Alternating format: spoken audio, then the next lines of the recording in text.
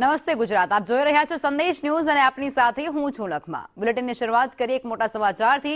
જેલમાંથી બહાર આવેલા રાજદીપસિંહ જાડેજાનું સ્વાગત કરવામાં આવ્યું છે। ગોંડલ કોર્ટે તેમને જામીન આપતાની સાથે જ તેઓ જેલમાંથી બહાર આવ્યા છે।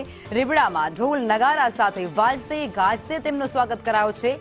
રાજદીપસિંહ જાડેજા પહોંચતાની સાથે જ ભવ્ય આતશબાજી પણ કરવામાં આવી, જેમાં રાજદીપસિંહ જાડેજાએ હનુમાનજીના દર્શન પણ કર્યા, કુમકુમ તિલક અને ફુલહાર પહેરાવી અને તેમનું ભવ્ય સ્વાગત કરવામાં આવ્યું। રાજદીપસિંહના ઘરે મોટી સંખ્યામાં સમર્થકો પણ તેમના ઉમટી પડ્યા હતા।